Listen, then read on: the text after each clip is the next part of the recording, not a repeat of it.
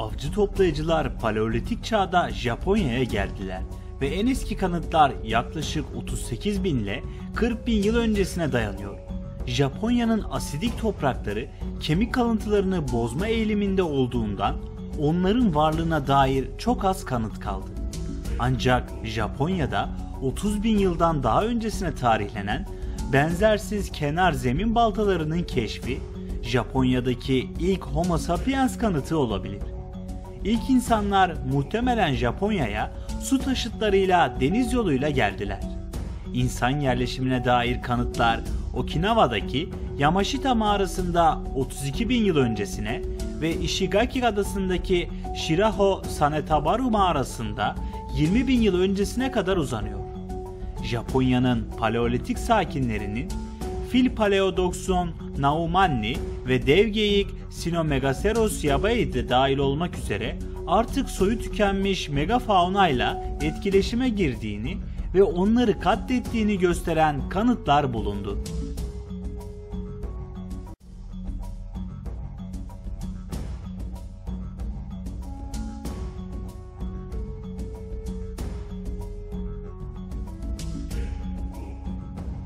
Tarih öncesi Japonya'nın Jomon dönemi kabaca M.Ö. 13.000'den M.Ö. 1000 yılına kadar uzanır. Japonya önemli ölçüde yerleşik hayata ve kültürel karmaşıklığa ulaşan baskın olarak avcı toplayıcı bir kültür tarafından iskan edilmiştir. İp izli anlamına gelen Jomon ismi ilk olarak 1877 yılında çanak çömlek parçaları keşfeden Amerikalı bilim insanı Edward Morse tarafından kullanılmıştır. Jomon kültürünün ilk evrelerinin karakteristik çanak çömlek stili, ıslak kilin yüzeyinde ipler basılarak dekore edilmiştir. Jomon çanak çömleğinin Doğu Asya ve dünyadaki en eski çanak çömleklerden biri olduğu genel olarak kabul edilmektedir.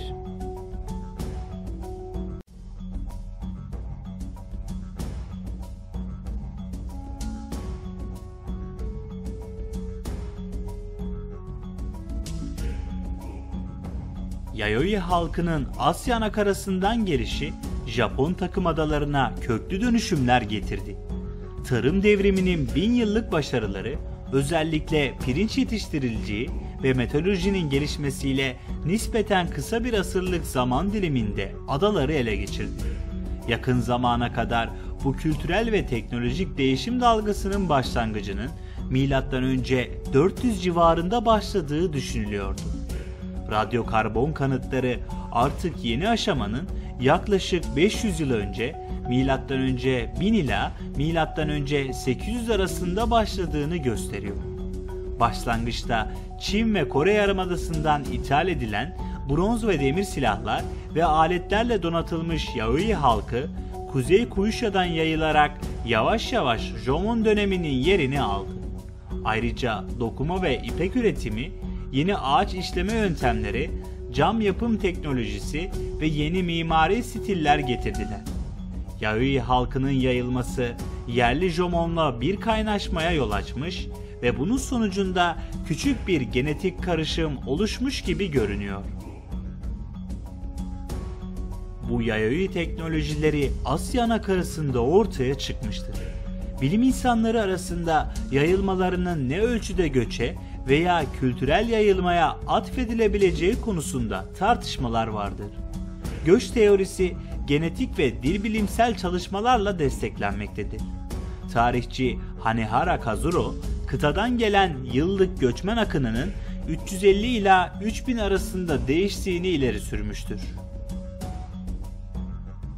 Japonya'nın nüfusu hızla artmaya başladı. Belki de Jomon dönemine göre 10 kat artış oldu.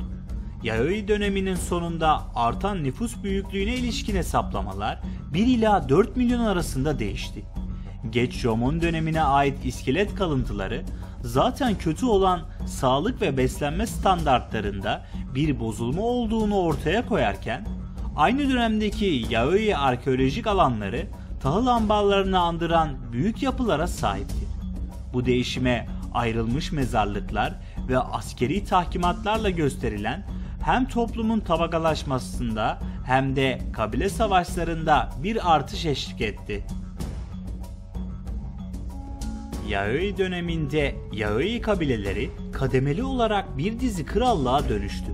Japonya'dan açıkça bahseden en eski yazılı eser olan ve milattan sonra 111 yılında yayınlanan Han kitabı, Wa olarak adlandırılan Japonya'yı 100 krallığın oluşturduğunu belirtir.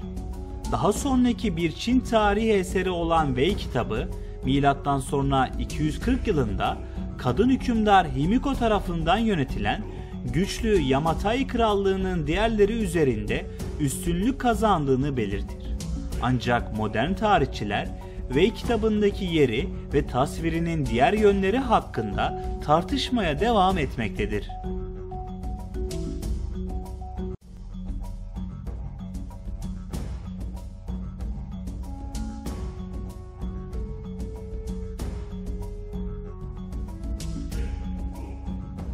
Sonraki Kofun döneminde Japonya kademeli olarak tek bir bölge altında birleşti. Japonya'nın yeni liderlerinin büyüyen gücünün sembolü, milattan sonra 250 yılından itibaren inşa ettikleri Kofun mezar höyükleriydi. Birçoğu devasa ölçekliydi. Örneğin Daisenrinko Kofun 486 metre uzunluğunda anahtar deliği şeklinde bir mezar höyüğüydü ve tamamlanması 15 yıl süren devasa işçi ekipleri tarafından yapıldı. Mezarın İmparator Nintoku için inşa edildiği genel olarak kabul edilmektedir. Kofunlar genellikle savaşçılar ve atlar şeklinde çok sayıda Haniwa kil heykeli ile çevreliydi ve bunlarla doluydu. Birleşik Devlet'in merkezi Japonya'nın merkezindeki Kinai bölgesindeki Yamato'ydu. Yamato Devleti'nin yöneticileri dünyanın en uzun hanedanı olarak hüküm süren kalıtsal bir imparator soyuydu. Yamato'nun yöneticileri askeri fetih yoluyla güçlerini Japonya'ya yaydılar. Ancak tercih ettikleri genişleme yöntemi yerel liderleri hükümetteki nüfuzlu pozisyonlar karşılığında yetkilerini kabul etmeye ikna etmekti. Yamato Devleti'ne katılan güçlü yerel klanların çoğu Uji olarak tanındı. Bu liderler Çin'den resmi diplomatik tanınma talep ettiler ve aldılar ve Çin kayıtları Wa'nın 5 kralı gibi 5 ardışık liderden bahsediyor. Çin ve Kore'nin 3 krallığından zanaatkarlar ve bilginler bu dönemde kıta teknolojilerini ve idari becerileri Japonya'ya aktarmada önemli bir rol oynadılar. Tarihçiler yazılı kayıtlardan yüzyıllar önce Yamato Federasyonu ile Izimo Federasyonu arasında büyük bir mücadelenin yaşandığı konusunda hemfikirdirler.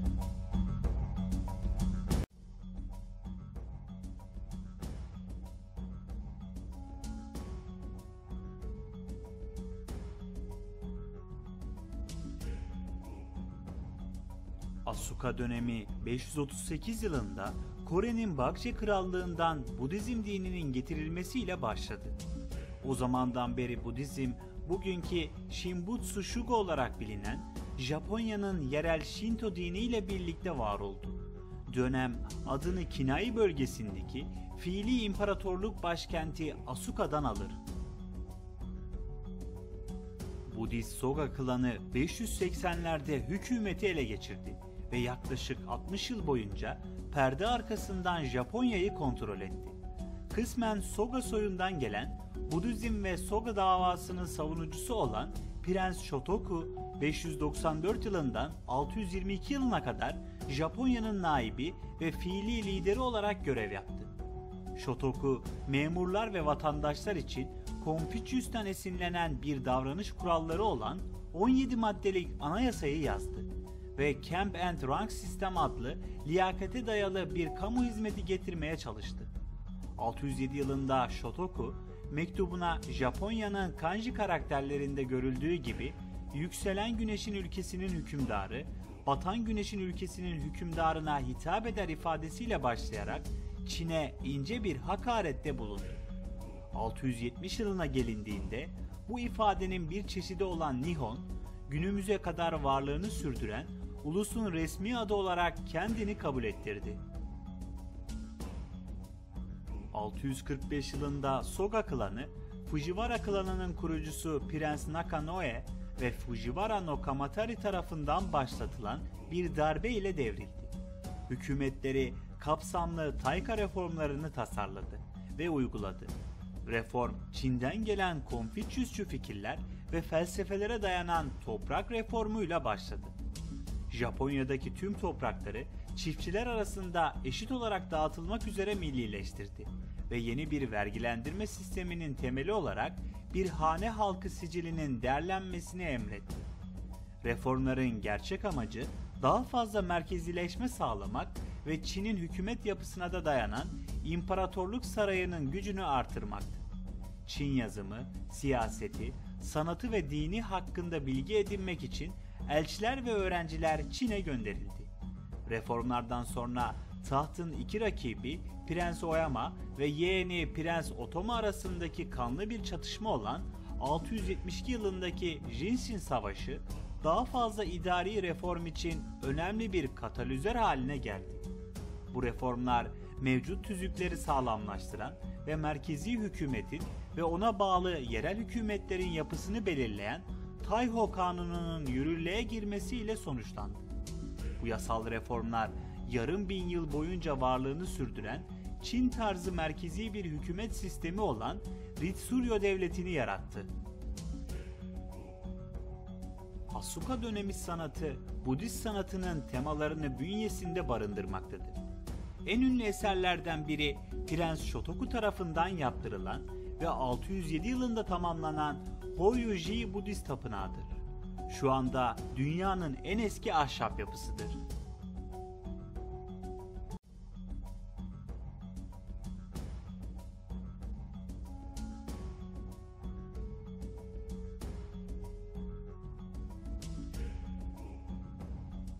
...710 yılında hükümet, Çin'in Tang Hanedanı'nın başkenti Chang'an'dan esinlenerek Heijikyo'da görkemli bir yeni başkent inşa etti. Burası günümüzdeki Nara'dır. Bu dönemde Japonya'da üretilen ilk iki kitap ortaya çıktı. Erken Japonya'nın efsanevi anlatımlarının ve imparatorluk soyunu tanrıların torunları olarak tanımlayan yaratılış mitinin kroniklerini içeren Kojiki ve Nihon Shoki'dir. Manyoshu 8. yüzyılın ikinci yarısında derlendi ve yaygın olarak Japon şiirinin en iyi koleksiyonu olarak kabul edildi.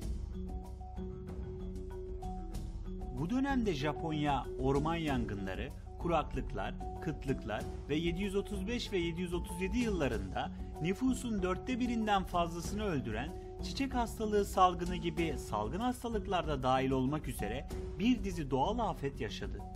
İmparator Shomu dindar olmamasının soruna neden olduğundan korktu ve bu nedenle hükümetin Budizmi teşvik etmesini artırdı. Buna 752 yılında Todaiji Tapınağı'nın inşası da dahildi. Bu tapınağın inşası için gereken fonlar kısmen etkili Budist rahip Gyoki tarafından toplandı ve tamamlandıktan sonra Çinli rahip Ganjin tarafından bir rahiplik yeri olarak kullanıldı. Yine de Japonya Heian dönemine kadar devam eden bir nüfus düşüşü evresine girdi. Orta Nara döneminde imparatorluk hanedanını devirmek için ciddi bir girişimde oldu. 760'larda rahip Dokyo, İmparatoriçe Shotoku'nun yardımıyla kendi hanedanını kurmaya çalıştı. Ancak 770 yılında onun ölümünden sonra tüm gücünü kaybetti ve sürgüne gönderildi. Fujiwara klanı ayrıca gücünü pekiştirdi.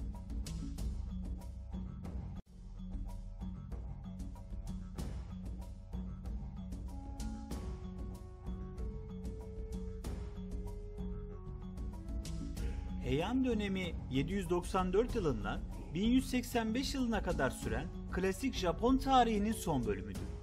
50.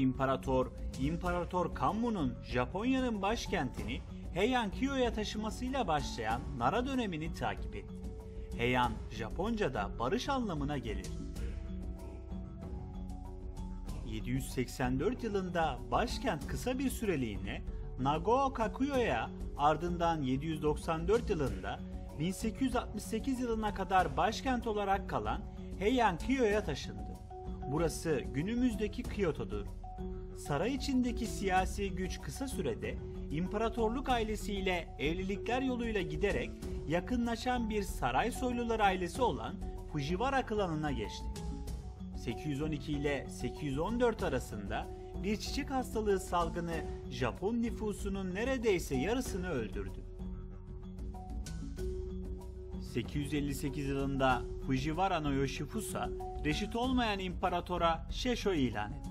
Shesho, naip demektir. Oğlu Fujiwara no Mototsune, yetişkin bir hükümdar imparatorun yerine hüküm sürebilecek Kanpoku makamını kurdu.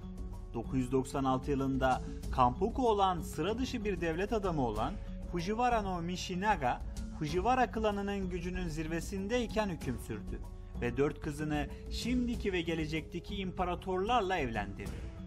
Fujiwara klanı İmparator Shirakawa tahtı oğlu İmparator Horikawa'ya devredene kadar 1086 yılına kadar iktidarda kaldı. Ancak siyasi gücü kullanmaya devam etti ve hüküm süren imparatorun kukla olarak işlev göreceği ve gerçek otoritenin sahne arkasında emekli bir selefin elinde tutulacağı manastır yönetimi uygulamasını kurdu. Heian dönemi boyunca imparatorluk sarayının gücü azaldı. Saray, iktidar mücadeleleri ve saray soylularının sanatsal uğraşlarıyla o kadar meşgul oldu ki, başkentin dışındaki hükümet yönetimini ihmal etti.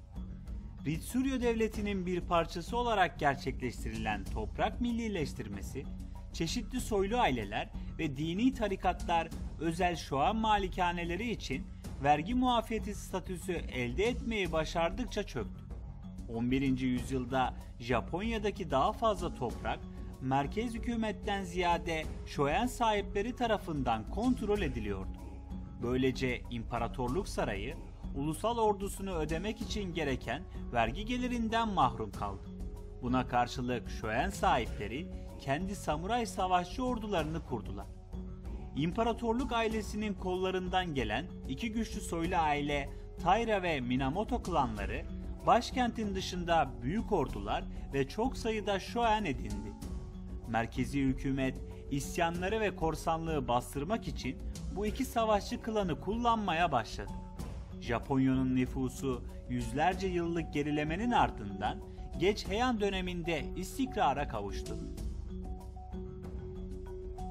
Erken Heian döneminde imparatorluk sarayı, Kuzey Honshu'daki Emishi halkı üzerindeki kontrolünü başarıyla sağlamlaştırdı. Otomo no Otomaro, sarayın Sei Tai Shogun ünvanını verdiği ilk kişiydi. Bu ünvanın anlamı büyük barbar bastırıcı general. 802 yılında General Sakano no Tamuramaro, Ateru liderliğindeki Emishi halkını boyunduruk altına aldı. 1051 yılında bölgesel hükümette önemli mevkilerde bulunan Abe klanının üyeleri merkezi otoriteye açıkça meydan okuyordu. Hükümet Minamoto klanından eski 9 yıl savaşında yendikleri Abe klanıyla çatışmasını istedi. Hükümet böylece geçici olarak Kuzey Japonya'daki otoritesini yeniden tesis etti. Başka bir iç savaşın ardından Fujiwara no Kihara tam iktidarı ele geçirdi. Kuzey Fujiwara ailesi, başkentleri Hiraizumi'den bir sonraki yüzyıl boyunca Kuzey Honshu'yu kontrol etti. 1156 yılında tahtın varisi konusunda bir anlaşmazlık çıktı ve iki rakip aday askeri güçle tahtı ele geçirmek umuduyla Taira ve Minamoto klanlarını işe aldı. Bu savaş sırasında Taira no Kiyomori liderliğindeki Taira klanı Minamoto klanını yendi. Kiyomori zaferini Kyoto'da kendi gücünü toplamak için kullandı ve hatta kendi torunu Antoku'yu imparator olarak atadı. Bu savaşın sonucu Minamoto ve Taira klanları arasında rekabete yol açtı. Sonuç olarak her iki klan arasındaki anlaşmazlık ve güç mücadelesi 1160 yılında Heiji isyanına yol açtı. 1180'de Taira no Kiyomori, Kiyomori'nin Kamakura'ya sürgün ettiği Minamoto klanının bir üyesi olan Minamoto no Yoritomo liderliğindeki bir ayaklanmayla meydan okudu. Taira no Kiyomori 1181 yılında ölmüş olsa da Taira ve Minamoto aileleri arasındaki kanlı Genpei Savaşı 4 yıl daha devam etti.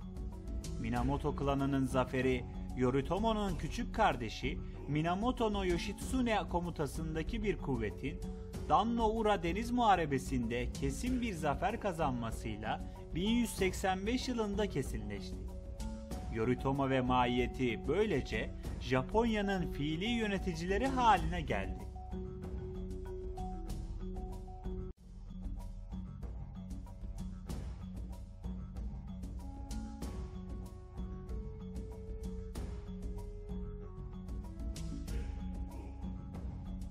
Heian döneminde İmparatorluk Sarayı, yüksek sanat ve kültürün canlı bir merkeziydi.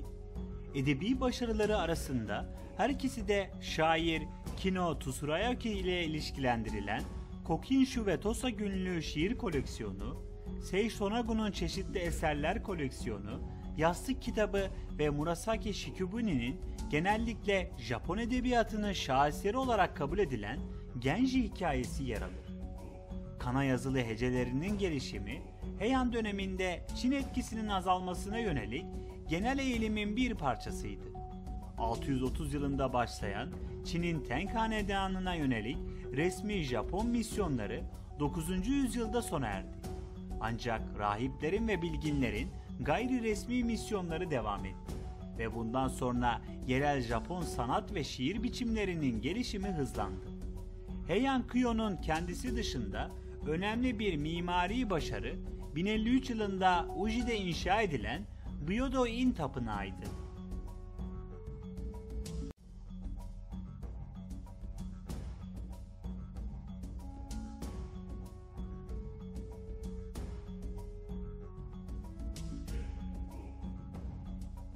Gücün birleştirilmesi üzerine Minamoto no Yoritomo, Kyoto'daki İmparatorluk Sarayı'yla birlikte yönetmeyi seçti. Yoritomo, Doğu Japonya'da bulunan Kanto bölgesindeki Kamakura'da kendi hükümetini kurmuş olsa da iktidarı birkaç kez Kyoto'daki İmparatorluk Sarayı tarafından yasal olarak yetkilendirildi. 1192 yılında İmparator, Yoritomo Seitai Shogun'u kısaca Shogun olarak ilan etti. Yoritomo'nun hükümetine askerlerinin kamp kurduğu çadırlara atıfta bulunarak Bakufu adı verildi. İngilizce şogunluk terimi Bakufu'yu ifade eder. Japonya 1868 yılına kadar büyük ölçüde askeri yönetim altında kaldı.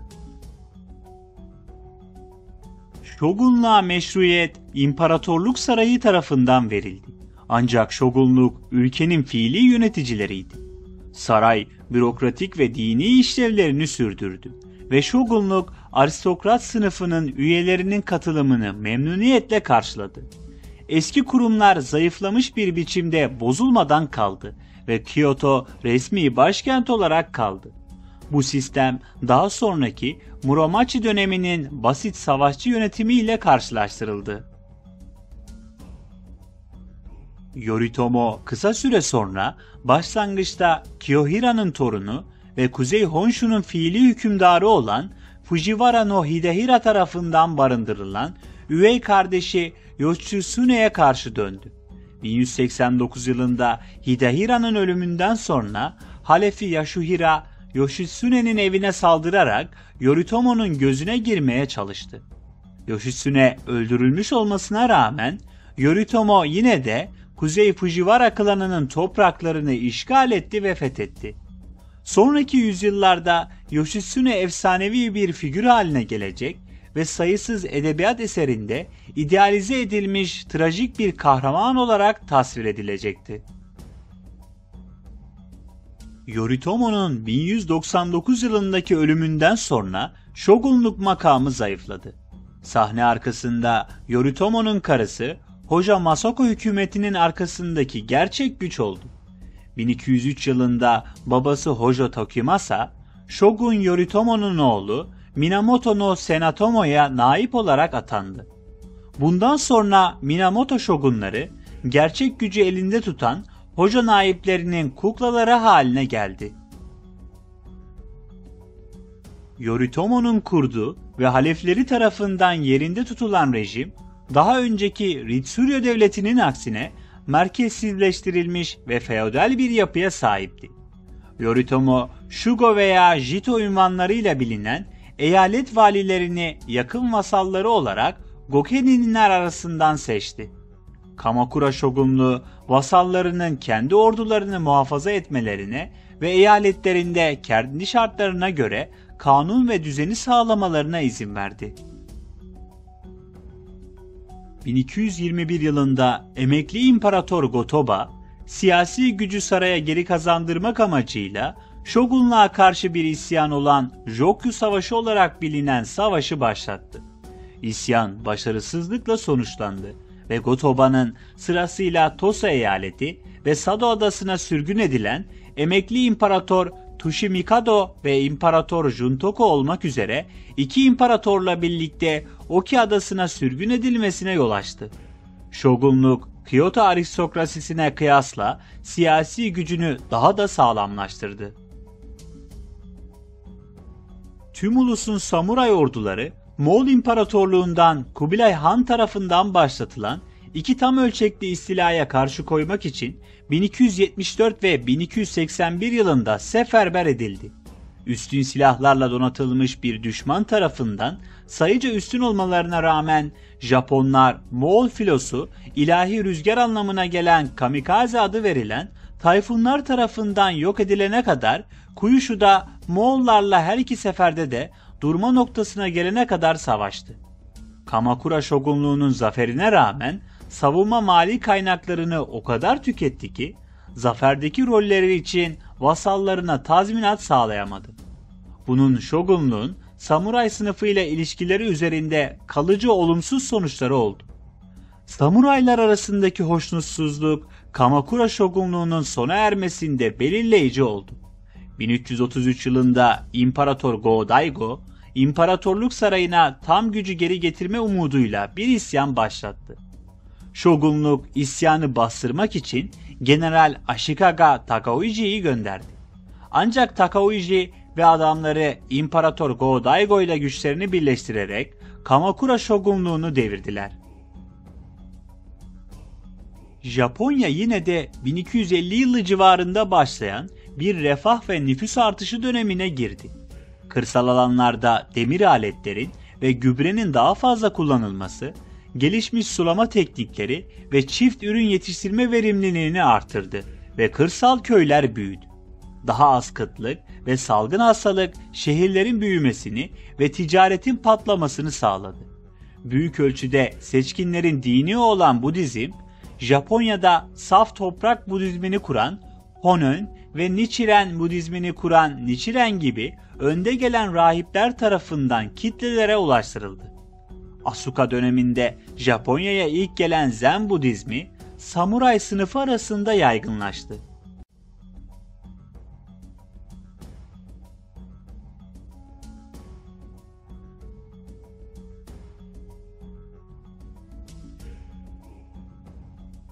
Takauji ve diğer birçok samuray, İmparator Go-Daigo'nun imparatorluk sarayında gücü tekeline alma yönündeki hırslı bir girişimi olan Kenmu restorasyonundan kısa sürede memnuniyetsizleşti.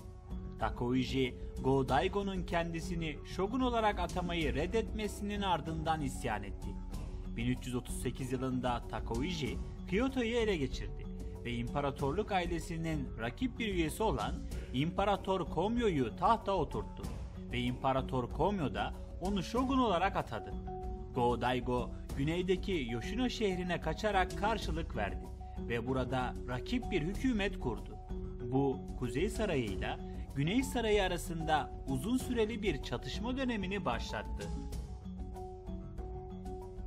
Takauji, Kyoto'nun Murimachi bölgesinde şogunluğunu kurdu. Ancak şogunluk, Güney Sarayı ile savaşma ve kendi alt valileri üzerindeki otoritesini sürdürme gibi ikili zorluklarla karşı karşıyaydı.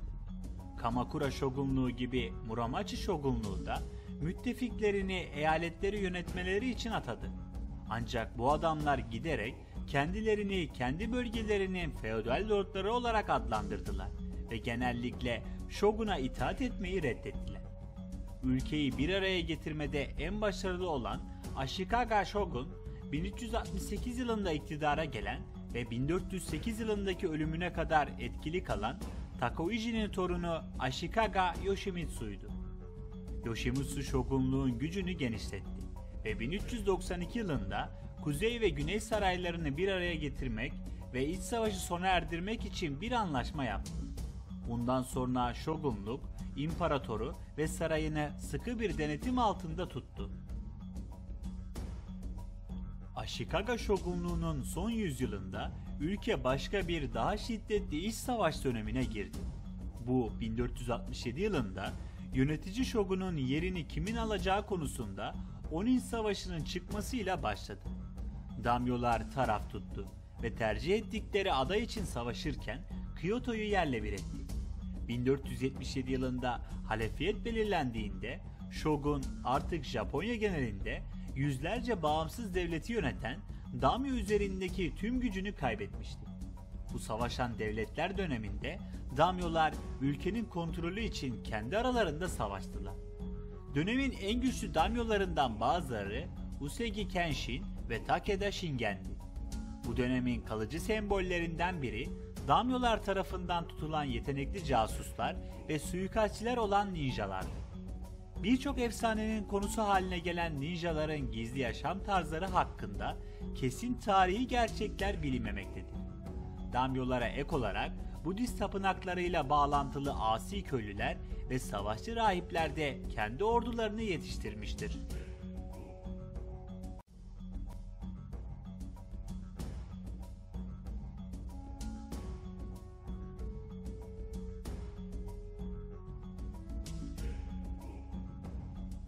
Bu devam eden anarşi ortasında bir ticaret gemisi rotasından çıktı ve 1543 yılında Kyushu'nun hemen güneyindeki Japon adası Tanegashima'ya yanaştı.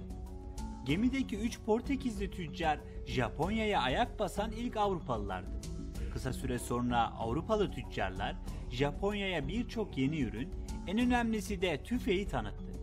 1556 yılında daimyolar ordularında yaklaşık 300 bin tüfek kullanıyordu. Avrupalılar ayrıca Hristiyanlığı da getirdiler ve Hristiyanlık kısa sürede Japonya'da 350 bin inanana ulaşan önemli bir takipçi kitlesine ulaştı. 1549 yılında Cizvit misyoner Francis Xavier Kyushu'ya çıktı. Japonya ile Batı arasında doğrudan ticari ve kültürel alışverişi başlatan Batı'da Japonya'nın ilk haritası 1568 yılında Portekizli kartograf Fernão Vaz Dourada tarafından çizildi. Portekizlilerin ticaret yapmalarına ve yeni inananları Hristiyan dinine dönüştürebilecekleri koloniler kurmalarına izin verildi. Japonya'daki iç savaş durumu Portekizlileri ve ayrıca Portekizli siyah tekneleri ve ticaretlerini kendi bölgelerine çekmeye çalışan birkaç rakip beyefendiye büyük fayda sağladı. Başlangıçta Portekizliler Matsura Takanobu, Tirando ve Bungo eyaletine ait topraklarda, Otomo Sorin topraklarında kaldılar. Ancak 1562 yılında oradaki daimyo Omura Shumita Hristiyanlığa geçen ilk lord olmayı teklif ettiğinde Yokoseura'ya taşındılar ve Dom Bartolomeo adını aldılar. 1564 yılında Budist din adamlarının kışkırttığı bir isyanla karşı karşıya kaldı ve Yokoseura yıkıldı. 1561 yılında Otomo Sorin komutasındaki kuvvetler yaklaşık 900 kişilik bir mürettebat ve 50'den fazla topla 3 gemi sağlayan Portekizlilerle ittifak kurarak Moji'deki kaleye saldırdı. Bunun yabancı gemilerin Japonya'ya yaptığı ilk bombardıman olduğu düşünülüyor. Avrupalılar ve Japonlar arasındaki ilk kayıtlı deniz savaşı 1565 yılında gerçekleşti. Fukuda Körfezi Muharebesi'nde Daimyo Matsura Takanobu, Hirado limanında 2 Portekiz ticaret gemisine saldırdı. Çatışma, Portekizli tüccarların gemileri için güvenli bir liman bulmalarına ve onları Nagasaki'ye götürmelerine yol açtı. 1571 yılında Omura Shumita olarak da bilinen Dom Bartolomeo, Nagasaki adlı küçük balıkçı köyündeki küçük bir araziyi Cizvitlere garanti etti ve Cizvitler de bu araziyi 6 bölgeye böldü. Bu araziyi diğer bölgelerden sürgün edilen Hristiyanları ve Portekizli tüccarları kabul etmek için kullanabilirlerdi. Cizvitler, Goa ve Malakka'dakiler gibi Sao Paulo adıyla bir şapel ve bir okul inşa ettiler. 1579 yılında Nagasaki'deki 400 ev vardı ve bazı Portekizliler evlenmişti. Nagasaki'nin rakibi Takanobu'nun eline geçebileceğinden korkan Omura Sumita da şehri 1580 yılında doğrudan Cizvitlere garanti etmeye karar verdi. Birkaç yıl sonra Cizvitler dili anlarlarsa Katolik dinine daha fazla geçiş yapabileceklerini fark ettiler. Joao Rodrigues gibi Cizvitler bir Japonca sözlük yazdılar. Böylece Portekizce 1603 yılında Nagasaki'deki yayınlandığında böyle bir sözlüğe sahip olan ilk Batı dili oldu.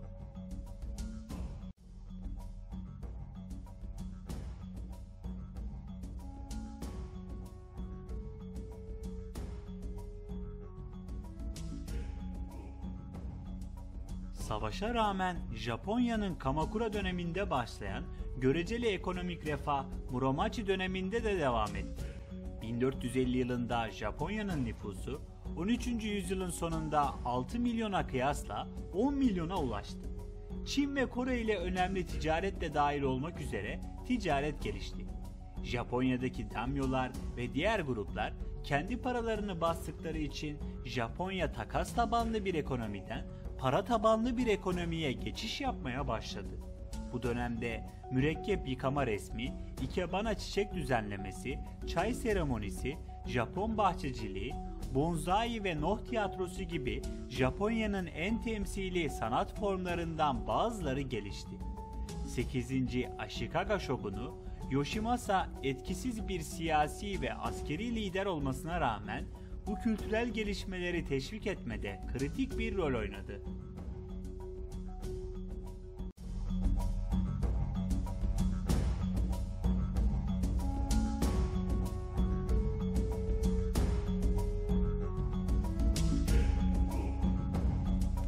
...16. yüzyılın ikinci yarısında Japonya, iki güçlü savaş ağası Oda Nobunaga ve Toyotomi Hideyoshi altında kademeli olarak yeniden birleşti. Dönemin adı Nobunaga'nın karargahı olan Azuchi Kalesi ve Hideyoshi'nin karargahı olan Momoyama Kalesi'nden gelmektedir. Nobunaga, küçük Owari eyaletinin daimyosuydu. 1560 yılında Okehazama Muharebesi sırasında ordusu, güçlü daimyo Imagawa Yoshimoto liderliğindeki kendisinden birkaç kat daha büyük bir kuvveti yendiğinde aniden sahneye çıktı. Nobunaga stratejik liderliği ve acımasızlığıyla ünlüydü. Hristiyanlığı Budist düşmanlarına karşı nefreti kışkırtmaya ve Avrupalı silah tüccarlarıyla güçlü ilişkiler kurmaya teşvik etti. Ordularını tüfeklerle donattı ve onları yenilikçi taktiklerle eğitti. En iyi generallerinden biri olan köylü hizmetkarı Toyotomi Hideyoshi de dahil olmak üzere yetenekli adamları sosyal statülerine bakmaksızın terfi ettirdi. Azuchi Momoyama dönemi Nobunaga'nın Kyoto'yu ele geçirip böylece Ashikaga şogunluğuna etkili bir son verdiği 1568 yılında başladı. 1582 yılında kendi subaylarından biri olan Akechi Mitsuhide kampına yaptığı ani bir saldırıda onu öldürdüğünde tüm Japonya'yı yeniden birleştirme hedefine doğru ilerliyordu. Hideyoshi, Akechi'nin ayaklanmasını bastırarak Nobunaga'nın intikamını aldı ve Nobunaga'nın halefi olarak ortaya çıktı. Hideyoshi, Shikoku, Kyushu ve Doğu Japonya'daki Hojo ailesinin topraklarını fethederek Japonya'nın yeniden birleşmesini tamamladı. Köylülerden kılıçlara el konulması, daimyolara yeni kısıtlamalar getirilmesi, Hristiyanlara zulmedilmesi, kapsamlı bir arazi araştırması ve köylülerin ve samurayların sosyal sınıflarını değiştirmelerini etkili bir şekilde yasaklayan yeni bir yasa dahil olmak üzere Japon toplumunda kapsamlı değişiklikler başlattı. Hideyoshi'nin arazi araştırması toprağı işleyen herkesi halk olarak tanımladı ve bu da Japonya'daki kölelerin çoğuna fiilen özgürlük tanıdı. Hideyoshi'nin gücü genişledikçe Çin'i fethetmeyi hayal etti ve 1592 yılında başlayarak Kore'ye iki büyük işgal başlattı. Hideyoshi, Kore Yarımadası'nda Çin ve Kore ordularını yenemedi ve savaş 1598 yılındaki ölümünden sonra sona erdi. Yeni bir hanedan kurma umuduyla Hideyoshi, en güvendiği aslarından küçük oğlu Toyotomi Hideyori'ye sadakat yemini etmelerini istedi. Buna rağmen Hideyoshi'nin ölümünden hemen sonra Hideyori'nin müttefikleriyle bir daimyo ve Hideyoshi'nin eski müttefiği olan Tokugawa Ieyasu'ya sadık olanlar arasında savaş çıktı. Tokugawa Ieyasu 1600 yılında Sekigahara Muharebesi'nde kesin bir zafer kazandı ve Tokugawa klanının 268 yıl kesintisiz yönetimini başlattı.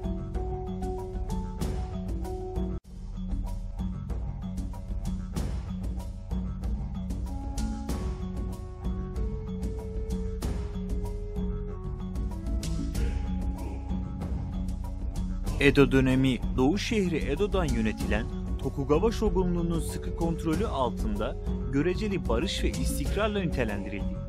1603 yılında İmparator Go-Yozei Tokugawa Ieyasu'yu shogun ilan etti ve Ieyasu 2 yıl sonra tahttan çekildi ve oğlunu uzun bir hanedanın ikinci şogunu olarak yetiştirdi. Yine de Tokugawa'ların yönetimlerini sağlamlaştırmaları zaman aldı. 1609 yılında shogun Satsuma Domae'nin daimyosuna şogunluğa yönelik algılanan hakaretler nedeniyle Ryukyu Krallığını işgal etme izni verdi. Satsuma zaferi, Ryukyu'nun Satsuma ve Çin'e olan 266 yıllık ikili bağımlılığının başlangıcı oldu. Ieyasu 1615 yılında Toyotomi klanının yok edilmesiyle sonuçlanan Osaka kuşatmasına liderlik etti. Şogunluk, daimyolar üzerinde daha sıkı kontroller uygulayan askeri evler yasalarını ve her daimyonun Edo'da her 2 yılda bir kalmasını gerektiren alternatif katılım sistemini ilan etti. Buna rağmen daimyolar kendi bölgelerinde önemli ölçüde özerkliklerini sürdürmeye devam ettiler. Hızla dünyanın en kalabalık şehri haline gelen Edo'daki şogunluğun merkezi hükümeti, Rojo olarak bilinen bir grup kıdemli danışmandan tavsiye aldı ve samurayları bürokrat olarak kullandı. Kyoto'daki imparator hükümet tarafından cömertçe finanse edildi. Ancak kendisine hiçbir siyasi güç verilmedi. Tokugawa Shogunluğu toplumsal huzursuzluğu bastırmak için büyük çaba sarf etti. En küçük suçlar için bile çarmıha germe, baş kesme ve kaynatarak öldürme gibi ağır cezalar verildi. Ancak yüksek sosyal sınıftan suçlulara genellikle ritüelleştirilmiş eski bir intihar biçimi olan seppuku seçeneği verildi. Potansiyel bir tehdit olarak görülen Hristiyanlık, sonunda 1638 yılındaki Hristiyanlar liderliğindeki Shimabara isyanından sonra din tamamen yasaklanana kadar kademeli olarak bastırıldı. Daha fazla yabancı fikrin muhalefete yol açmasını önlemek için 3. Tokugawa Shogunu Iemitsu, Japon halkının yurt dışına seyahat etmesine, yurt dışından dönmesine veya okyanus aşırı gemiler inşa etmesine izin verilmeyen Sakoku izolasyon politikasını uyguladı. Japon topraklarına girmesine izin verilen tek Avrupalılar 1634 yılından 1854 yılına kadar Nagasaki'deki Dejima Adası'nda tek bir ticaret merkezi verilen Hollandalılardı. Ticaret yapmasına izin verilen diğer tek ülkeler Çin ve Kore'ydi ve birçok yabancı kitabın ithalatı yasaklanmıştı. Tokugawa'nın yönetimi sırasında 1600 yılında İngiliz denizci William Adams, arkadaşı John Huston'la birlikte Japonya'ya ulaşan ilk İngiliz oldu. Adams daha sonra samuray statüsüne kavuştu ve 17. yüzyılın başlarında Japonya'daki en etkili yabancılardan biri olarak tanındı. James Clavell'ın Shogun adlı kitabı ve aynı adlı TV dizisi Adams'ın Japonya'daki deneyimlerine dayanmaktadır. Tokugawa yönetiminin ilk yüzyılında Japonya'nın nüfusu çoğunlukla tarımsal büyüme nedeniyle 2 katına çıkarak 30 milyona ulaştı. Nüfus dönemin geri kalanında sabit kaldı. Shogunluğun yol inşa etmesi, yol ve köprü geçiş ücretlerinin kaldırılması ve para basımının standartlaştırılması, şehirlerdeki tüccar ve zanaatkarların da faydalandığı ticari genişlemeyi teşvik etti. Şehir nüfusları büyüdü. Ancak nüfusun neredeyse %90'ı kırsal alanlarda yaşamaya devam etti. Hem şehir sakinleri hem de kırsal topluluklar Edo döneminin en önemli sosyal değişimlerin birinden faydalanacaktı. Artan okuryazarlık ve aritmetik. Özel okulların sayısı özellikle tapınaklara ve türbelere bağlı olanlar büyük ölçüde arttı ve okuryazarlık %30'a çıktı. Bu o dönemde dünyanın en yüksek oranı olabilir ve yılda yüzlerce başlık üreten, gelişen bir ticari yayıncılık endüstrisini teşvik etti. Matematiksel okuryazarlık alanında Japonya'nın seviyesi Kuzeybatı Avrupa ülkelerinin seviyesiyle karşılaştırılabilir düzeydeydi ve ayrıca Japonya'nın endeksi 19. yüzyıl boyunca %100'e yakındı. Hem okuryazarlık hem de matematiksel okuryazarlık alanındaki bu yüksek seviyeler Japonya'nın sonraki yüzyıldaki güçlü büyüme oranlarının sosyoekonomik temelinin bir parçasıydı.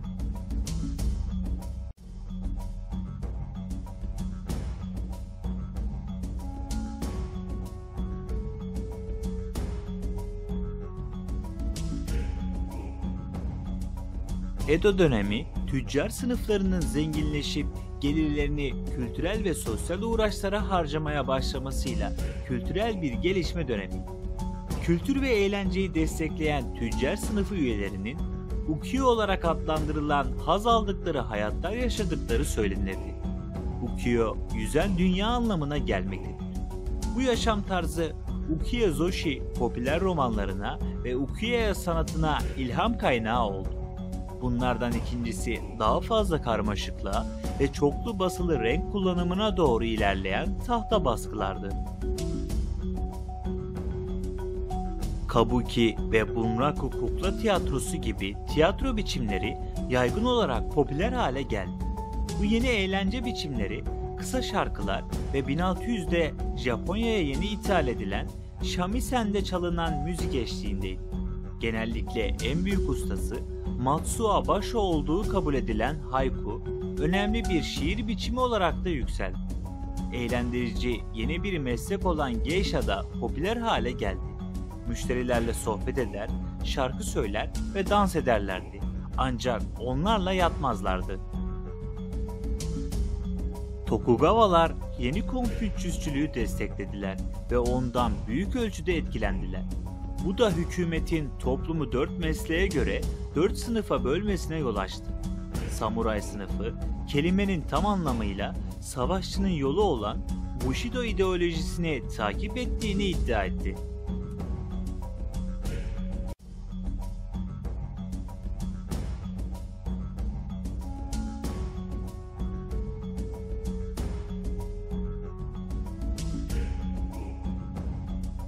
...18. yüzyılın sonu ve 19. yüzyılın başlarında şogunluk zayıflama belirtileri gösterdi. Erken Edo dönemini tanımlayan tarımın dramatik büyümesi sona ermişti ve hükümet yıkıcı tempo kıtlıklarını kötü yönetiyordu. Köylü huzursuzluğu büyüdü ve hükümet gelirleri düştü. Şogunluk geçimini sağlamak için çoğu yarı zamanlı işlerde çalışan, zaten mali açıdan sıkıntıda olan samurayların maaşlarını kesti. Hoşnutsuz samuraylar Tokugawa şogunluğunun çöküşünün mühendisliğinde kısa sürede önemli bir rol oynayacaktı. Aynı zamanda insanlar yeni fikirlerden ve çalışma alanlarından ilham aldılar. Japonya'ya getirilen Hollanda kitapları, Rangaku veya Hollanda öğrenimi adı verilen Batı öğrenimine olan ilgiyi canlandırdı. Örneğin hekim Sugita Genpaku, İnsan anatomisi hakkındaki Japon fikirlerinde bir devrimi ateşlemek için Batı tıbbından kavramlar kullandı. Motoori Norinaga ve Hirata Atsutane gibi akademisyenler tarafından geliştirilen Kokugaku veya Ulusal Öğrenim adlı bilimsel alan, iddia ettiği gibi yerli Japon değerlerini destekledi. Örneğin şogunluk tarafından savunulan Çin tarzı yeni Konfüçyüsçülüğü eleştirdi ve Şinto inancının köklerinin Japonya'nın Tanrılar Çağı olarak adlandırılan efsanevi geçmişinde olduğunu öğrettiği imparatorun ilahi otoritesini vurguladı. 1853 yılında Amiral Matthew Perry komutasındaki Amerikan gemileri filosunun gelişi Japonya'yı kargaşaya sürükledi. Amerika Birleşik Devletleri hükümeti Japonya'nın izolasyonist politikalarına son vermeyi amaçlıyor. Şogunluk, Perry'nin savaş gemilerine karşı hiçbir savunmaya sahip değil ve Amerikan gemilerinin Japon limanlarında erzak satın almasına ve ticaret yapmasına izin verilmesi yönündeki taleplerini kabul etmek zorundaydı. Batılı güçler Japonya'ya eşit olmayan anlaşmalar olarak bilinen anlaşmalar dayattı. Bu anlaşmalara göre Japonya, bu ülkelerin vatandaşlarının Japonya topraklarını ziyaret etmelerine veya bu topraklarda ikamet etmelerine izin vermeli ve ithalatlarına gümrük vergisi koymamalı veya onları Japon mahkemelerinde yargılamamalıydı. Şogunluğun batılı güçlere karşı koyamaması birçok Japon'u, özellikle de güneydeki Choshu ve Satsuma bölgelerindekileri kızdırdı. Kokugaku okulunun milliyetçi doktrinlerinden ilham alan birçok samuray Sonno Joi sloganını benimsedi. Bu slogan imparatora saygı göster, barbarları kov anlamına geliyordu. İki bölge bir ittifak oluşturdu. 1866 yılının Ağustos ayında Shogun olduktan kısa bir süre sonra Tokugawa Yoshinobu iç karışıklıklar devam ederken iktidarını korumak için mücadele etti. Choshu ve Satsuma bölgeleri 1868 yılında genç İmparator Meiji ve danışmanlarını Tokugawa şogunluğuna son verilmesi çağrısında bulunan bir ferman yayınlamaya ikna etti. Choshu ve Satsuma orduları kısa süre sonra Edo'ya yürüdü ve ardından gelen Boshin Savaşı şogunluğun düşüşüne yol açtı.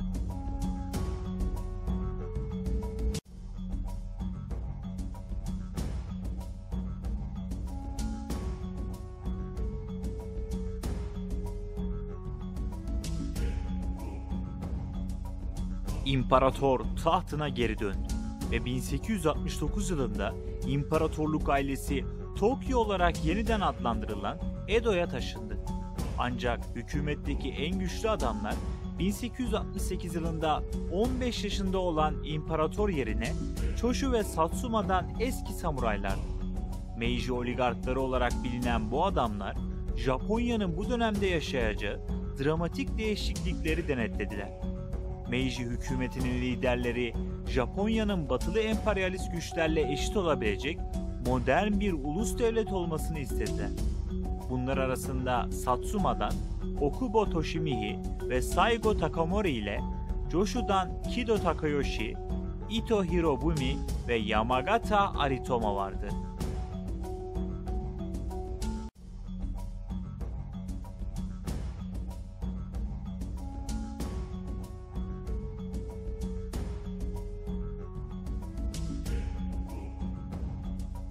Meiji hükümeti Edo sınıf yapısını ortadan kaldırdı ve daimyoların feodal alanlarını prefektörlüklerle değiştirdi.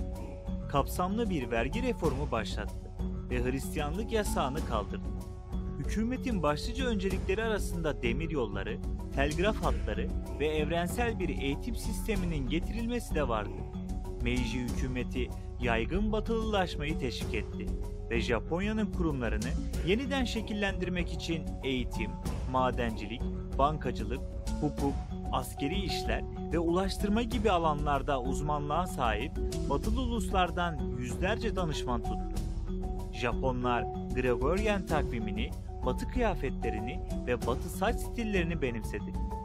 Batılılaşmanın önde gelen savunucularından biri popüler yazar Fukuzawa Yukichi'ydi.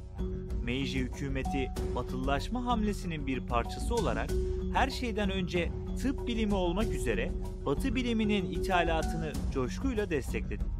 1893 yılında Kitasato Shibasaburo kısa süre dünya çapında ünlenecek olan Bulaşıcı Hastalıklar Enstitüsü'nü kurdu ve 1913 yılında Hideo Noguchi, frengi ile parezi arasındaki bağlantıyı kanıtladı.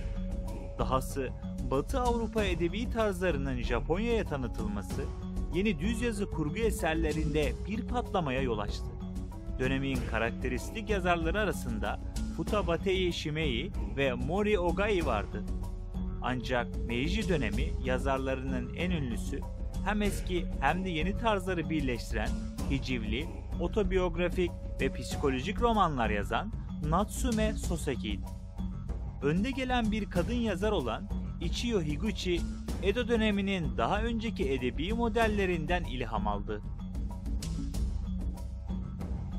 Hükümet kurumları siyasete daha fazla halk katılımı talep eden bir taban kampanyası olan Özgürlük ve Halk Hakları hareketine yanıt olarak hızla gelişti. Bu hareketin liderleri arasında Itagaki Taisuke ve Okuma Shigenobu vardı. Japonya'nın ilk başbakanı Ito Hirobumi, 1889 yılında yürürlüğe giren Meiji Anayasası'nı yazarak yanıt verdi. Yeni anayasa, seçilmiş bir alt meclis olan Temsilciler Meclisi'ni kurdu. Ancak yetkileri kısıtlandı. Nüfusun yalnızca %2'si oy kullanma hakkına sahipti ve mecliste önerilen yasalar, seçilmemiş üst meclis olan Lordlar Meclisi'nin desteğini gerektiriyor. Hem Japonya kabinesi hem de Japon ordusu seçilmiş yasama organına değil, imparatora karşı doğrudan sorumluydu. Aynı zamanda Japon hükümeti Shinto'nun devlet dini haline geldiği ve imparatorun yaşayan bir tanrı ilan edildiği bir tür Japon milliyetçiliği de geliştirdi. Ülke çapındaki okullar vatanseverlik değerlerini ve imparatora sadakati aşıladı.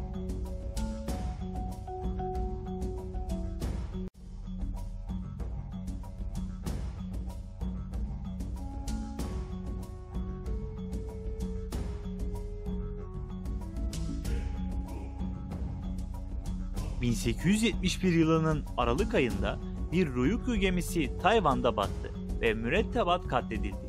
1874 yılında olayı bahane ederek Japonya, Ryukyu adaları üzerindeki iddialarını ileri sürmek için Tayvan'a bir askeri sefer başlattı.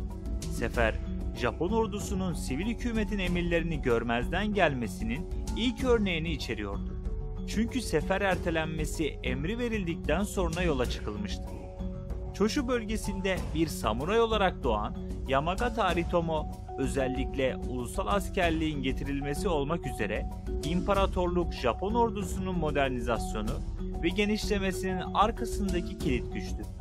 Yeni ordu 1877 yılında eski Meiji lideri Saigo Takamori liderliğindeki Güney Japonya'daki hoşnutsuz samurayların Satsuma isyanını bastırmak için kullanıldı.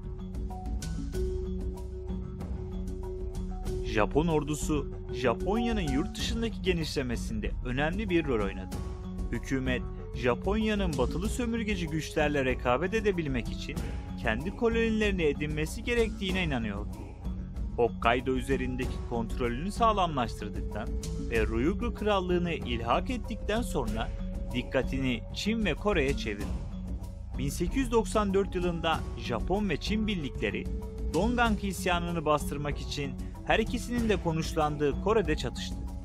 Bunu izleyen 1. Çin-Japon Savaşı sırasında Japonya'nın oldukça motive olmuş ve iyi yönetilen kuvvetleri Qing Hanedanı yönetiminde olan Çin'in daha kalabalık ve daha iyi donanımlı ordusunu yendi.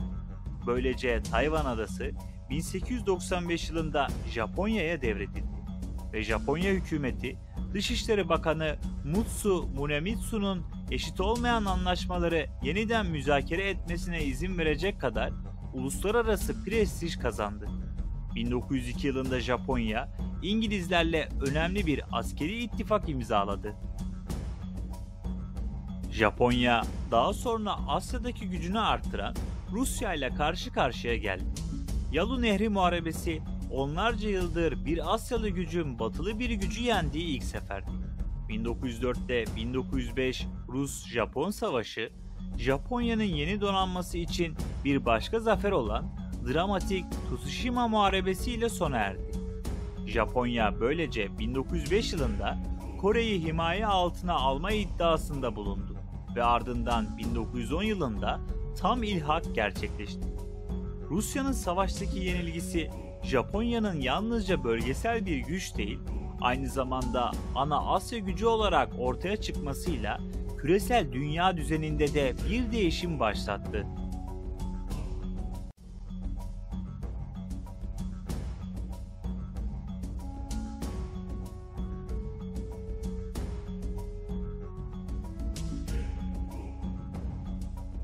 Meiji döneminde Japonya endüstriyel bir ekonomiye doğru hızlı bir geçiş yaşadı.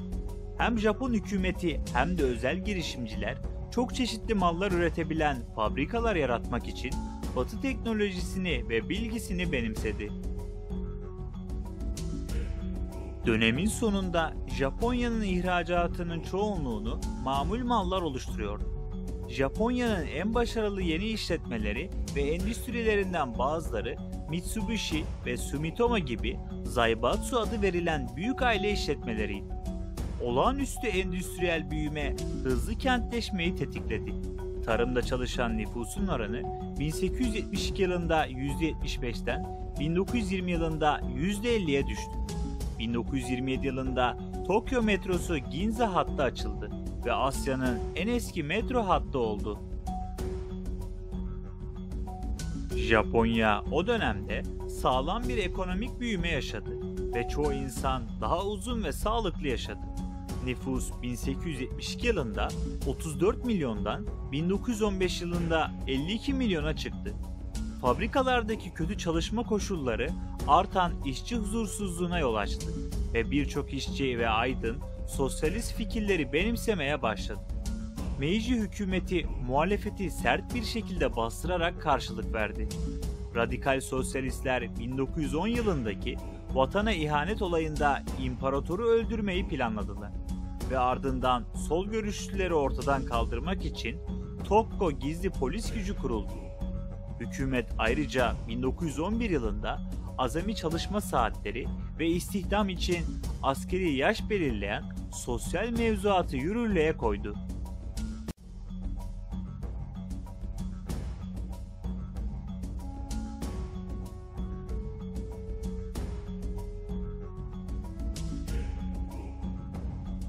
İmparator Taisho'nun kısa süren saltanatı sırasında Japonya, daha güçlü demokratik kurumlar geliştirdi ve uluslararası güç kazandı.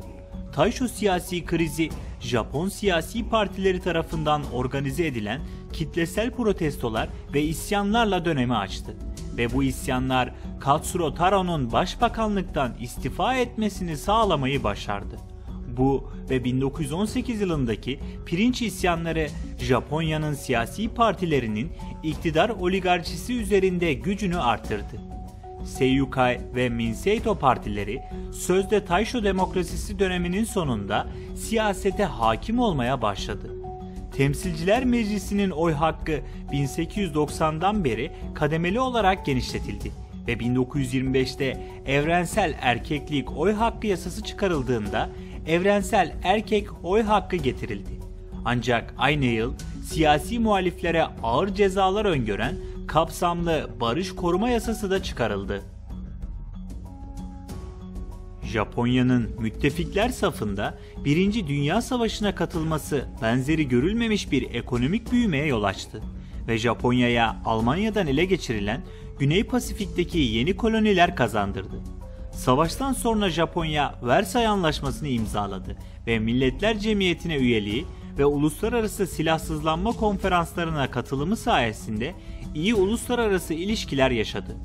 1923 yılının Eylül ayındaki Büyük Kanto depremi 100 binden fazla kişinin ölümüne neden oldu ve çıkan yangınlarla birlikte 3 milyondan fazla kişinin evi yıkıldı.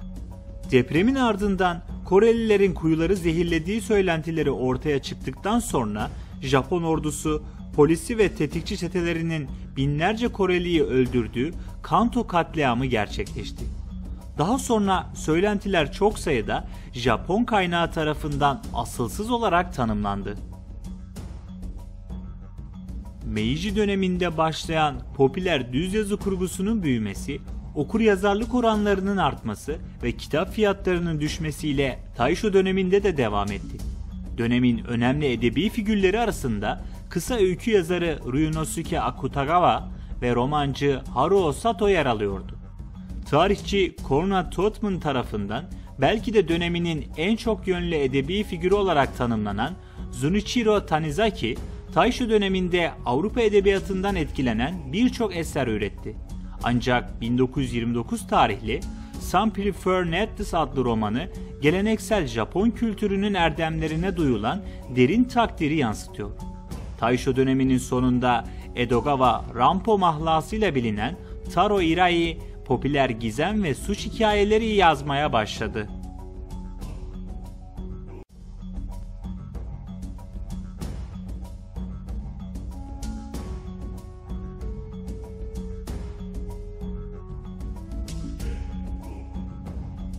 İmparator Hirohito'nun 1926'dan 1989'a kadar süren 63 yıllık saltanatı Japonya tarihindeki en uzun süredir.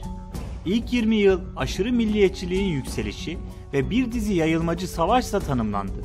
İkinci Dünya Savaşı'nda yenilgiye uğradıktan sonra Japonya tarihinde ilk kez yabancı güçler tarafından işgal edildi ve ardından büyük bir dünya ekonomik gücü olarak yeniden ortaya çıktı.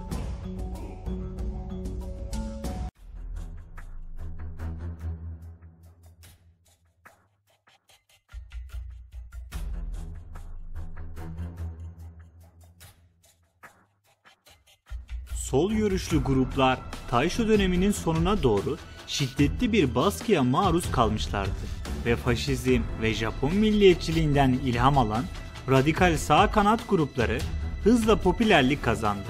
Aşırı sağ Japon hükümeti ve toplumu genelinde, özellikle de Japonlara ait Güney Mançurya demiryolu boyunca Çin'de konuşlanmış bir Japon ordusu olan Kwantuk ordusu içinde etkili oldu.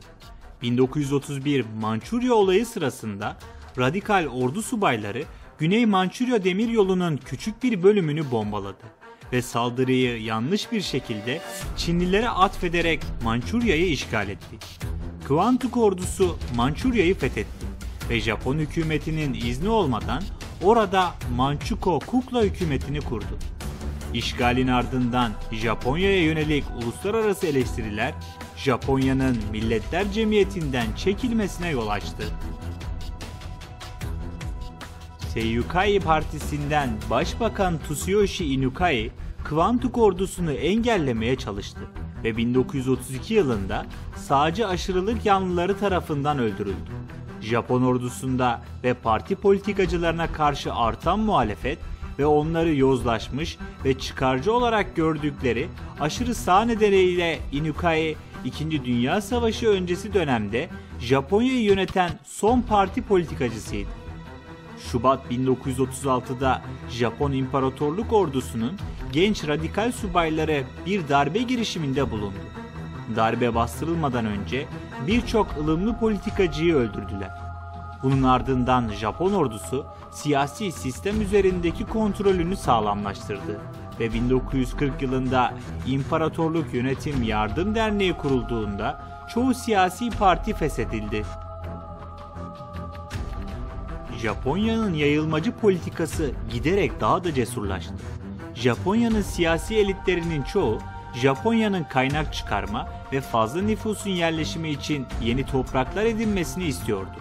Bu hırslar 1937 yılında 2. Çin-Japon Savaşı'nın patlak vermesine yol açtı.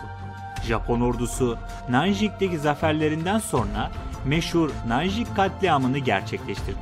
Japon ordusu Chiang Kai-shek liderliğindeki Çin hükümetini yenmeyi başaramadı ve savaş 1945 yılına kadar süren kanlı bir çıkmaza sürüklendi. Japonya'nın belirtilen savaş amacı Japon hakimiyeti altında geniş bir Pan-Asya Birliği olan Büyük Doğu Asya Ortak Refah Alanı'nı kurmaktı. Hirohito'nun Japonya'nın dış savaşlarındaki rolü, çeşitli tarihçilerin onu ya güçsüz bir figür ya da Japon militarizmin destekçisi ve kolaylaştırıcısı olarak tasvir etmesiyle tartışma konusu olmaya devam ediyor. Amerika Birleşik Devletleri Japonya'nın Çin'i işgaline karşı çıktı ve Japonya'yı Çin'deki savaşını sürdürmek için gereken kaynaklardan mahrum bırakmayı amaçlayan giderek daha katı ekonomik yaptırımlarla karşılık verdi Japonya 1940 yılında Almanya ve İtalya ile Üçlü Pakt olarak bilinen bir ittifak kurarak tepki gösterdi ve bu da Amerika Birleşik Devletleri ile ilişkilerini kötüleştirdi. Temmuz 1941'de Japonya'nın ülkenin güney yarısını işgal ederek Fransız Hindiçin'ini işgalini tamamlamasının ardından Amerika Birleşik Devletleri, Birleşik Krallık ve Hollanda tüm Japon varlıklarını dondurdu ve Pasifik'teki gerginliği daha da artırdı.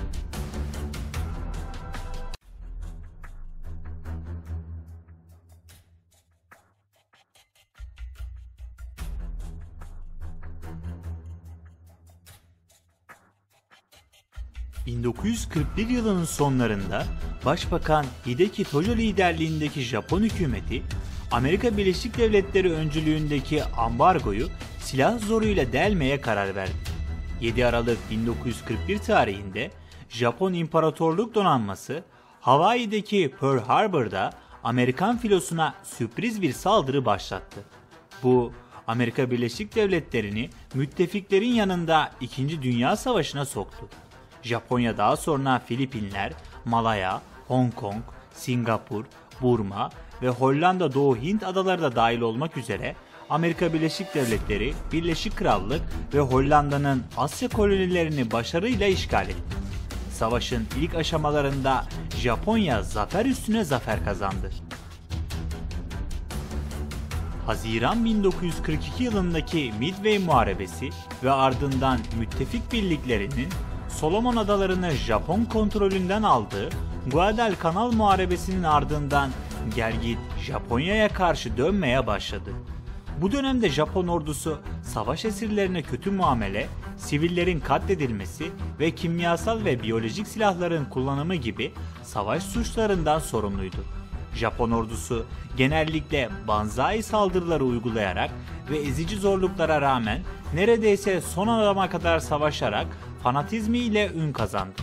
1944 yılında Japon İmparatorluk Donanması uçaklarını düşman gemilerine çarpan kamikaze pilotlarından oluşan filolar konuşlandırmaya başladı.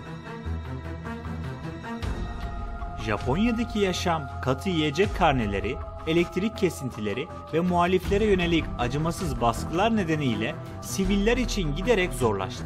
1944 yılında Amerika Birleşik Devletleri ordusu Saipan Adası'nı ele geçirdi ve bu da Amerika Birleşik Devletleri'nin Japon anakarasına geniş çaplı bombalama saldırıları başlatmasına olanak sağladı. Bunlar Japonya'nın büyük şehirlerinin toplam alanının yarısından fazlasını yok etti. Nisan ve Haziran 1945 arasında yapılan Okinawa Muharebesi savaşın en büyük deniz harekatıydı ve 115.000 askerle 150.000 Okinawalı sivilin ölümüne neden oldu. Bu da anakara Japonya'nın planlanan işgalinin daha da kanlı olacağını düşündürdü. Japon süper savaş gemisi Yamato, Okinawa Muharebesi'ne yardım etmek üzereyken yolda batırıldı. Ancak 6 Ağustos 1945'te Amerika Birleşik Devletleri Hiroşima'ya atom bombası atarak 70.000'den fazla kişinin ölümüne yol açtı. Bu tarihteki ilk nükleer saldırıydı. 9 Ağustos'ta Sovyetler Birliği Japonya'ya savaş ilan etti ve Manchukuo ve diğer bölgeleri işgal etti. Ve Nagasaki yaklaşık 40.000 kişinin ölümüne yol açan ikinci bir atom bombasıyla vuruldu. Japonya'nın teslim olduğu 14 Ağustos'ta müttefiklere iletildi ve ertesi gün İmparator Hirohito tarafından ulusal radyoda yayınlandı.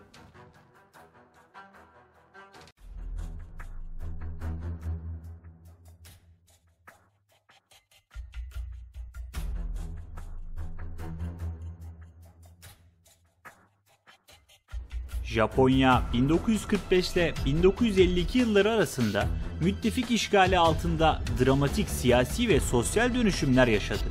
Müttefik kuvvetler yüksek komutanı olan Amerikalı General Douglas MacArthur, Japonya'nın fiili lideri olarak görev yaptı ve birçoğu 1930'lu yıllardaki yeni düzenden ilham alan reformların uygulanmasında merkezi bir rol oynadı. İşgal, Zaibatsu'yu dağıtarak tarım arazilerinin mülkiyetini toprak sahiplerinden kiracı çiftçilere devrederek ve işçi sendikacılığını teşvik ederek Japonya'daki gücü merkezden uzaklaştırmayı amaçlıyordu. Diğer önemli hedefler Japonya hükümetinin ve toplumunun askerden arındırılması ve demokratikleştirilmesiydi. Japonya'nın ordusu silahsızlandırıldı. Kolonilerine bağımsızlık verildi. Barışı koruma yasası ve özel yüksek polis kaldırıldı ve Uzak Doğu Uluslararası Askeri Mahkemesi savaş suçlularını yargıladı. Kabine imparatora değil, seçilmiş ulusal diyete karşı sorumlu hale geldi. İmparatorun tahta kalmasına izin verildi. Ancak devlet Şinto sisteminin bir dayanağı olan tanrılık iddialarından vazgeçilmesi emredildi. Japonya'nın yeni anayasası 1947 yılında yürürlüğe girdi ve medeni özgürlükleri, işçi haklarını ve kadınlara oy hakkı tanıdı. 9. madde uyarınca Japonya başka bir ulusla savaşa girme hakkından vazgeçti. 1951 San Francisco Barış Anlaşması, Japonya ve Amerika Birleşik Devletleri arasındaki ilişkileri resmen normalleştirdi. Ancak aynı zamanda Japonya'ya dayatılan ABD-Japonya Güvenlik Anlaşması, Japonya'yı Amerika Birleşik Devletleri ile askeri bir ittifaka kilitledi ve Japon topraklarında ABD askeri üslerinin bulunmasına izin vermeye devam ediyor. İşgal resmen 1952 yılında sona erdi. Ancak Amerika Birleşik Devletleri Ogasawara ve Ryukyu adalarını işgal etmeye devam etti. 1968 yılında Ogasawara adaları Japonya egemenliğine geri verildi ve Japon vatandaşlarının geri dönmesine izin verildi. Son iade edilen ada 1972 yılında Okinawa oldu. Amerika Birleşik Devletleri revize edilen ABD-Japonya Güvenlik Anlaşması'nın şartları uyarınca çoğunlukla Okinawa'da olmak üzere Japon takım adaları genelinde askeri üsler işletmeye devam ediyor.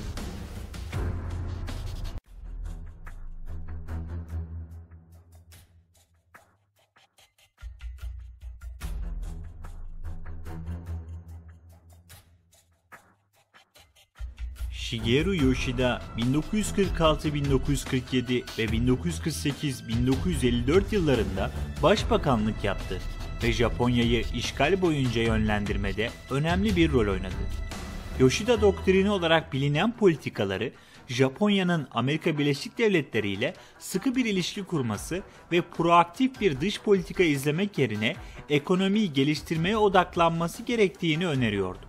Yoshida, Japon tarihindeki en uzun süre görev yapan başbakanlardan biriydi. Yoshida'nın Liberal Partisi 1955 yılında Yeni Liberal Demokrat Parti ile birleşti ve bu parti Hirohito döneminin geri kalanında Japon siyasetine hakim oldu. Savaş sonrası yıllarda Japon ekonomisi kötü durumda olmasına rağmen finans uzmanı Joseph Doge tarafından 1949 yılında uygulanan kemer sıkma programı enflasyonu sona erdirdi. Kore Savaşı Japon iş dünyası için büyük bir nimet. 1949 yılında Yoshida kabinesi, hükümet ve büyük işletmeler arasındaki yakın işbirliği yoluyla ekonomik büyümeyi teşvik etmek misyonuyla Uluslararası Ticaret ve Sanayi Bakanlığı'nı kurdu. Bakanlık, imalatı ve ağır sanayiyi teşvik etmek ve ihracatı teşvik etmek için başarılı bir şekilde çalıştı. Japonya'nın savaş sonrası ekonomik büyümesinin arkasındaki faktörler arasında Batı'dan ithal edilen teknoloji ve kalite kontrol teknikleri, Amerika Birleşik Devletleri ile yakın ekonomik ve savunma işbirliği, ithalata uygulanan tarife dışı engeller, işçi sendikalarına getirilen kısıtlamalar, uzun çalışma saatleri ve genel olarak olumlu bir küresel ekonomik ortam yer alıyordu. Japon şirketleri çalışanlarına güvenli bir iş sağlayan ömür boyu istihdam sistemi ile sadık ve deneyimli bir iş gücünü başarıyla elinde tuttu. 1955 yılına gelindiğinde Japon ekonomisi savaş öncesi seviyelerin ötesine geçmişti ve 1968 yılında dünyanın en büyük ikinci kapitalist ekonomisi haline gelmişti. Gayri safi yurt içi hasıla 1956'dan 1973 petrol krizine kadar yıllık yaklaşık %10 oranında büyüdü ve büyümeyi 1991 yılına kadar hala hızlı olan yıllık ortalama %4'ün biraz üzerine düşürdü. yaşam beklentisi arttı ve Japonya'nın nüfusu 1990 yılında 123 milyona çıktı. Sıradan Japon halkı çok çeşitli tüketim malları satın alabilecek kadar zengin hale geldi. Bu dönemde Japonya dünyanın en büyük otomobil üreticisi ve önde gelen elektronik üreticisi oldu. Japonya, ABD dolarını yen ve diğer para birimlerine karşı değersizleştirmek için 1985 yılında Plaza Anlaşması'nı imzaladı. 1987 yılının sonunda Nikkei Borsa Endeksi 2 katına çıktı ve Tokyo borsası dünyanın en büyüğü oldu. Bunun ardından gelen ekonomik balon döneminde hisse senedi ve gayrimenkul kredileri hızla arttı. Japonya 1956 yılında Birleşmiş Milletler'e üye oldu. Kuril Adaları'nın mülkiyeti konusunda devam eden bir anlaşmazlığa rağmen 1956 yılında Sovyetler Birliği ile ve Liankart Kayalıkları Adaları'nın mülkiyeti konusunda devam eden bir anlaşmazlığa rağmen 1965 yılında Güney Kore ile ilişkilerini başarıyla normalleştirdi. Amerika Birleşik Devletleri politikasına uygun olarak Japonya, 2. Dünya Savaşı'ndan sonra Tayvan'ı Çin'in meşru hükümeti olarak tanıdı. Ancak Japonya tanımasını 1972 yılında Çin Halk Cumhuriyeti olarak değiştirdi. Japonya, Soğuk Savaş boyunca Amerika Birleşik Devletleri'nin yakın bir müttefiği olmaya devam etti.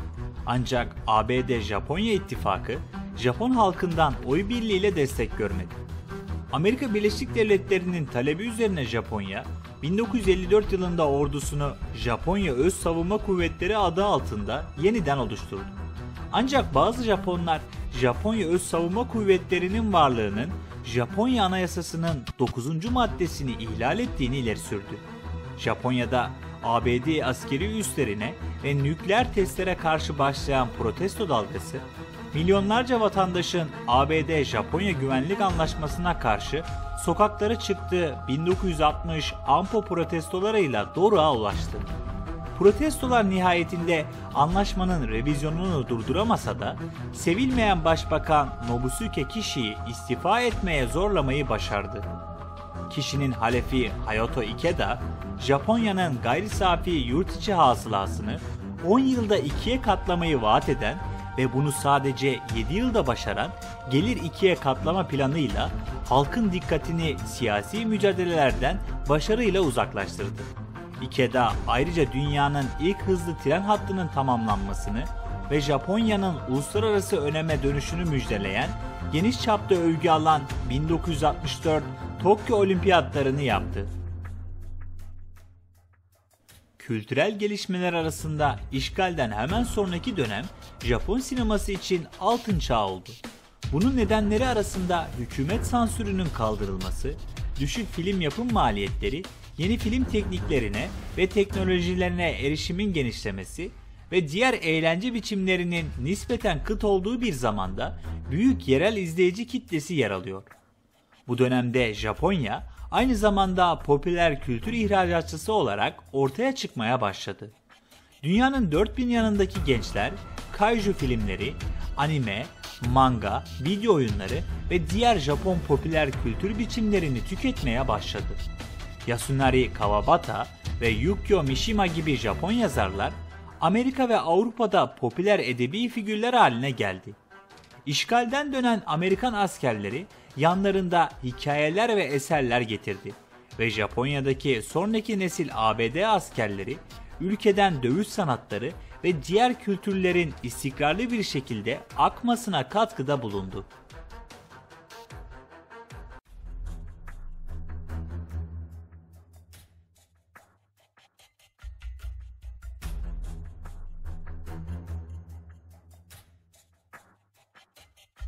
İmparator Akihito'nun saltanatı, babası İmparator Hirohito'nun ölümü üzerine başladı.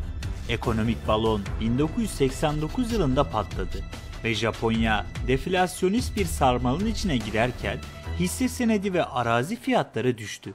Bankalar kendilerini ekonomik toparlanmayı engelleyen aşılmaz borçların altında buldular. Doğum oranı yenileme seviyesinin çok altına düştükçe durgunluk daha da kötüleşti. 1990'lar genellikle Japonya'nın kayıp 10 yılı olarak anılır. Ekonomik performans sonraki 10 yıllarda genellikle zayıftı ve borsa asla 1989 öncesi zirvelerine geri dönemedi. Japonya'nın ömür boyu istihdam sistemi büyük ölçüde çöktü ve işsizlik oranları arttı. Durgunlaşan ekonomi ve çeşitli yolsuzluk skandalı Liberal Demokrat Parti'nin baskın siyasi konumunu zayıflattı. Buna rağmen Japonya yalnızca 1993-1996 ve 2009-2012 yıllarında Liberal Demokrat Parti dışındaki başbakanlar tarafından yönetildi. Savaş hafızası ile ilgili sorunlar Çin ve Güney Kore ile ilişkilerin birkaç kez gerginleşmesine yol açtı. Japon yetkililer ve imparatorlar 1950'lerden bu yana 50'den fazla resmi savaş özrü yapmış olsalar da Çin ve Güney Kore'deki bazı politikacılar ve aktivistler imparatorun 1990 yılındaki özürleri ve 1995 Murayama beyanı gibi resmi özürleri yetersiz veya samimiyetsiz buldular. Japonya'daki milliyetçi politikalar bazen bu gerginlikleri daha da kötüleştirdi. Örneğin Nanjing katliamı ve diğer savaş suçlarının inkarı, revizyonist tarih ders kitapları ve bazı Japon politikacıların 1868'den 1954 yılına kadar savaşlarda ölen Japon askerlerini anan ve 1970'lerin sonlarından bu yana hüküm giymiş savaş suçlarını da içeren Yasukuni Tapınağı'na yaptığı ziyaretler de vardı. Japonya'nın nüfusu 2008 yılında 128 milyonla zirveye ulaşmış ve Aralık 2020 itibarıyla 126 milyonun altına düşmüştür. 2011 yılında Çin, nominal gayri safi yurt içi hasılası açısından Japonya'yı geçerek dünyanın ikinci büyük ekonomisi olmuştur. Japonya'nın ekonomik zorluklarına rağmen bu dönemde video oyunları, anime ve manga da dahil olmak üzere Japon popüler kültürü özellikle gençler arasında dünya çapında yaygınlaşmıştır. 2011 yılının Mart ayında Tokyo Skytree 634 metre yüksekliği ile Kanton Kulesi'ni yerinden ederek dünyanın en yüksek kulesi olmuştur. Şu anda dünyanın 3. en yüksek yapısıdır. 11 Mart 2011'de 2011 Tohoku depremi Japonya'nın kuzeydoğusundaki Tohoku bölgesini vurdu. Ortaya çıkan tsunami, nükleer erime ve ciddi radyasyon sızıntısı yaşayan Fukushima'daki nükleer tesislere zarar verdi. Bu felaketler nedeniyle toplamda yaklaşık 26 bin kişi öldü veya kayboldu.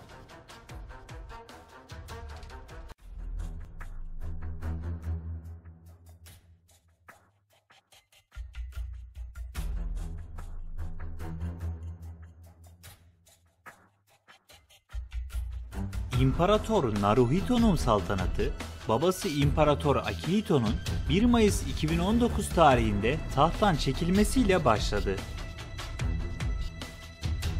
Tokyo 2020 yılında 1964'ten bu yana ikinci kez yaz olimpiyatlarına ev sahipliği yapacaktı. Japonya, olimpiyatlara 2 kez ev sahipliği yapan ikinci Asya ülkesiydi. Ancak Covid-19 salgınının küresel salgını ve ekonomik etkisi nedeniyle yaz olimpiyatları 2021 yılına ertelendi. 23 Temmuz'la 8 Ağustos 2021 tarihleri arasında gerçekleşti. Japonya 27 altın madalyayla 3. sırada yer aldı. 2022 yılında Rusya'nın Ukrayna'ya işgali başladığında Japonya Rusya'yı kınadı ve eylemleri nedeniyle yaptırımlar uyguladı. Ukrayna Devlet Başkanı Volodymyr Zelenski, Japonya'yı Rusya'ya baskı yapmaya başlayan ilk Asya ülkesi olarak övdü. Japonya, Rusya Merkez Bankası'nın ve diğer büyük Rus bankalarının varlıklarını ve 500 Rus vatandaşı ve kuruluşuna ait varlıkları dondurdu. Japonya, ülkeye yeni yatırımları ve yüksek teknoloji ihracatını yasakladı. Rusya'nın kayrılan ülke olarak ticaret statüsü iptal edildi.